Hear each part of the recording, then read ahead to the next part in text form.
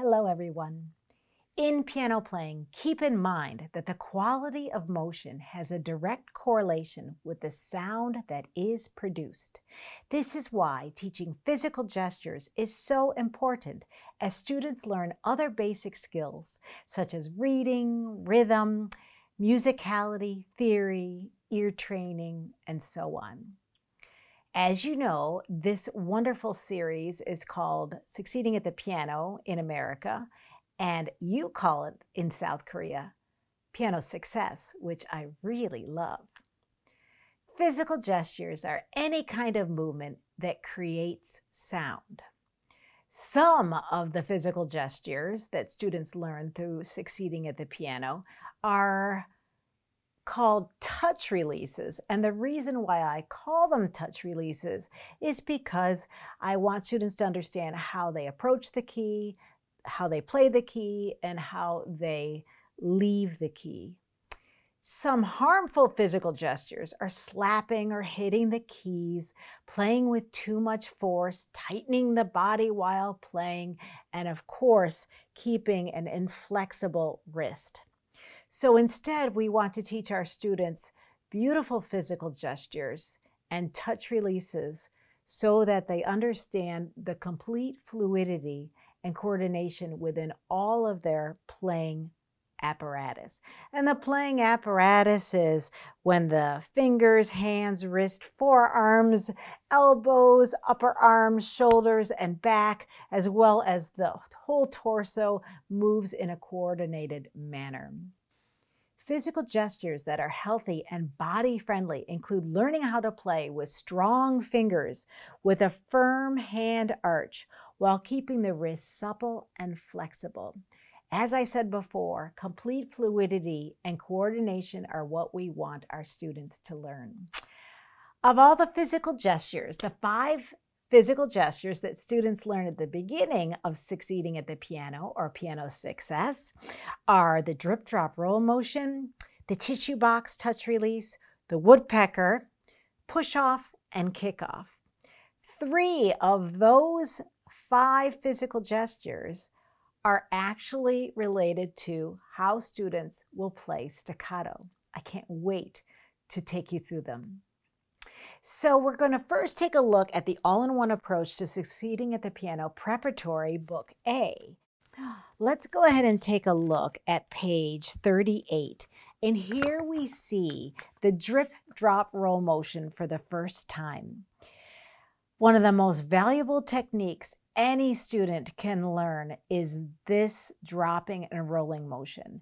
In this way, students understand what arm weight means.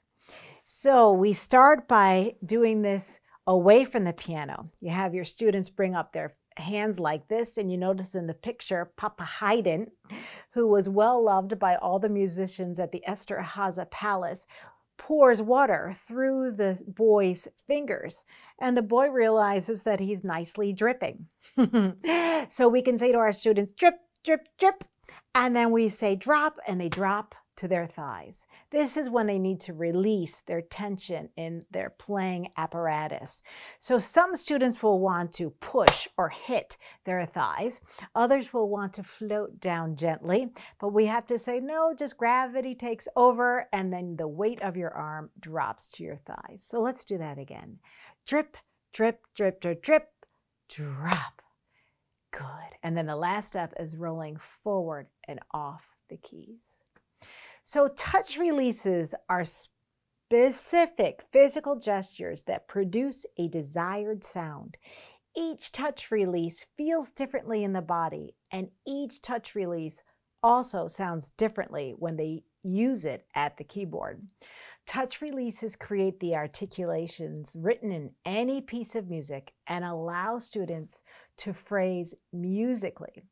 And in this way, students can play entire pieces in an artistic manner.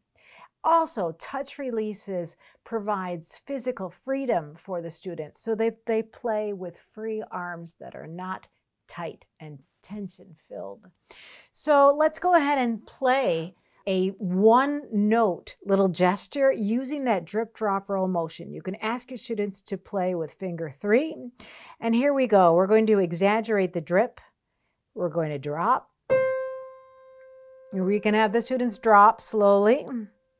And we can just check for any kind of tension in the wrist just by touching their wrist underneath, and then have them roll forward and off the keys. So now we can do it again with another key.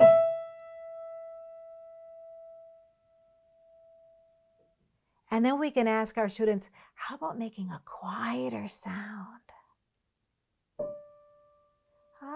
Did you notice that you used less weight going to the bottom of the keys and that the motion was slower?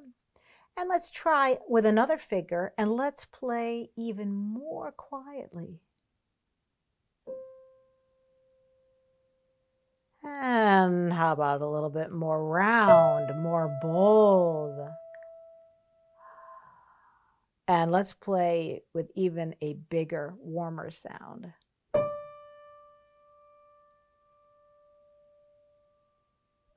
So that's the beginning of the drip, drop, roll motion. In time, students will be able to play intervals. As you notice on the very next page, I ask our students to use the drip, drop, roll motion, these wonderful icons that are throughout the method so students can remember what physical gesture they're learning. Drip, drop, and roll. Let's take a look at page 47, everyone. A big snow cone. So with all these pieces in the Prep A level, when students are playing detached motions, they could do that drop roll motion on every one of these.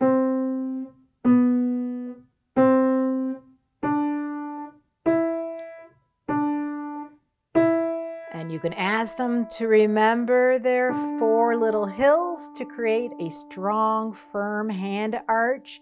We also want them to think about playing on the outside tip of their thumbnail, as well as playing on their finger pad.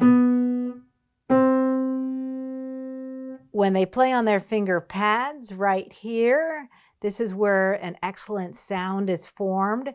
If we ask our students to curve their fingers, the sound is much more strident and not pretty. And also the students play from this second knuckle instead of playing from their top knuckle the way they should.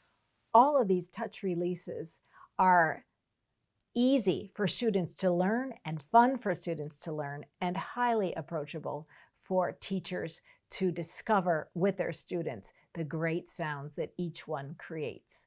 So now let's go ahead and take a look at more places where we can see the drip, drop, roll motion in action. So let's take a look at preparatory book B. So let's see, how about if we play Ode to Joy on page 29.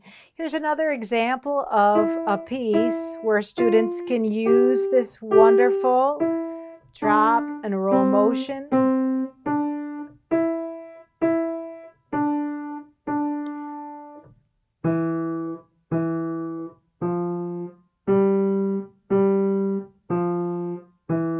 Having a look at their perfect piano hand.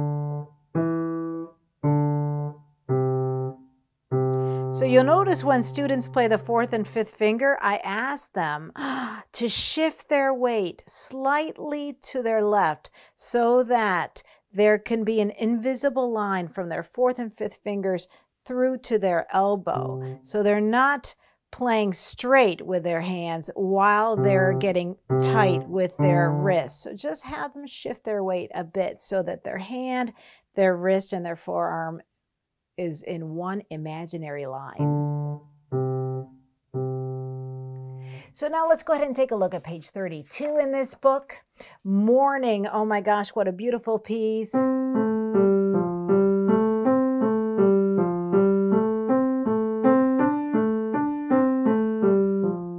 I I know you're saying, oh, Dr. Marlais, why are you playing legato? But that's a whole nother issue. But I wanted to share with you that nice drip drop roll motion at the end.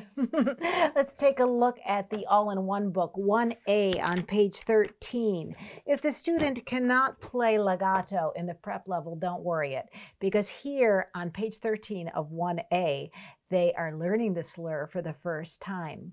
So when the student plays this 5-finger pattern, the important thing is for them to feel like they, again, are shifting their weight so that their hand and their wrist are supporting each finger that plays. So you can definitely put your hand on top of their wrist and move their wrist and their forearm so that they can feel this.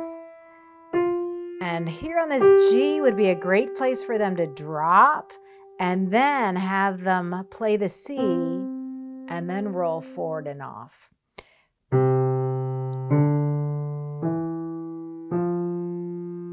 Drop, and then pull. You can have them shift their weight a bit, play the C, and then roll forward and off the keys. So don't be afraid of taking your students' hands and wrist and forearms and gently show them how it should feel.